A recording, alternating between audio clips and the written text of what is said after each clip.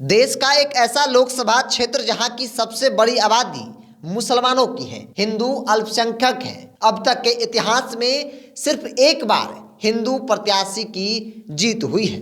दरअसल बिहार में लोकसभा की 40 सीटें हैं, जिसमें से 4 सीटें सीमांचल की सीमा में पड़ती हैं। इसमें से कटिहार, अररिया, पूर्णिया और किशनगंज की सीट शामिल है। ऐसे में हम आपको आज उस सीट के बारे में बताने जा रहे हैं जो सीमांचल की मुस्लिम बहुल सीट है। इस सीट पर 1952 के बाद से अब तक सिर्फ एक बार हिंदू प्रत्याशी की जीत हुई है। साल 2014 में जब प्रधानमंत्री नरेंद्र मोदी के नाम की लहर चल रही थी, तब भी इस सीट पर भाजपा को हार का सामना करना पड़ा था। और तो और इस सीट पर साल 2019 में भाजपा जदयू ने जब साथ मिलकर चुनाव लड़ा, तो यही बिहार की वो सीट थी जिसे जदयू के उम्मीदवार को गंवाना पड़ा था। तो देश का एक चुनिंदा सीट जहां हिंदू अल्पसंख्यक है और मुसलमान आबादी बड़ी है, किशनगंज लोकसभा सीट की मैं बात कर रहा हूं।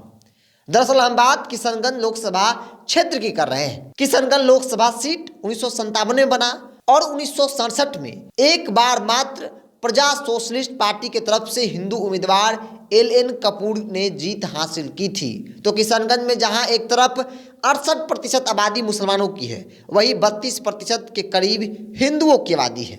ऐसे में इस सीट पर पार्टी कोई भी हो, उम्मीदवार मुस्लिम ही होता है और उसका दबदबा बना रहता है।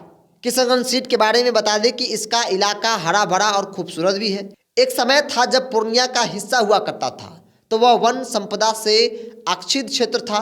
यही वजह है कि आज भी यहाँ हरियाली बरकरार है।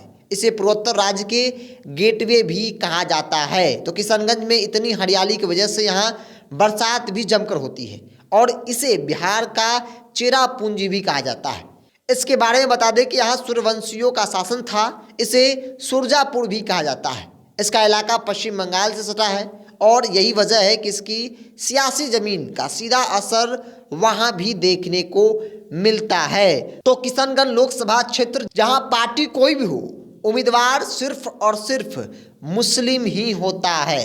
पिछली बार जब बिहार में 40 में से 39 सीटें भारतीय जनता पार्टी के सहयोगी दलों को मिला, लेकिन एक सीट पर अगर विपक्षी पार्टी में किसी को जीत हासिल हुई तो वो कांग्रेस पार्टी को किशनगंज सीट पर हुई थी। तो किशनगंज पर इस बार भी कांग्रेस की नज़र है और हमने आपको बताया कि किस प्रकार से दबदबा जो है वो रहा है किशनगंज क्षेत्र पर मुसलमानों का। चूँकि मुसलमानों की 63% आबादी है, तो ऐसे में दबदबा भी लाजमी है।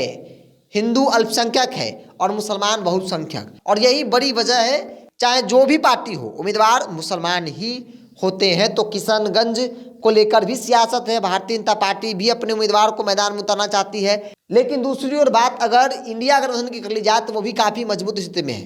कांग्रेस का दावा है, चूंकि कांग्रेस का सिटिंग सीट है, तो ऐसे में RJD भी चाहती है कि वो सीट मेरे खाते में चला है। लेकिन इन सब चीज़ों के अलावा असदुद्दीन ओवैसी जिस प्रकार से सक्रिय हैं, वो किसी का गेम बिगाड़ सकते हैं और किसी का बना भी सकते हैं। चूँकि सीमांचल के क्षेत्रों से 5 विधानसभा की सीट जो है वो पिछली बार विधानसभा में वो जीते थे। इस बार कयास लगाया जा रहा है कि सीमांचल की सभी के सभी सीटों पर वो चुनाव लड़ेंगे, तो बड़ा असर जो है वो इंडिया गठबंधन पर भी पड़ सकता है। हालांकि देखने वाली बात होगी कि उम्मीदवारों के चयन और किस प्रकार से उम्मीदवार जो है वो उतारे जाते हैं, कौन सी पार्टी उतारती है। लेकिन फिलहाल भारतीय जनता पार्टी के गठबंधन के अलावा इंडिया गठबंधन वहाँ पे न सिर्फ मजबूत है, बल्कि कई गुना ज़्यादा मजबूत देखने को मिल रही है।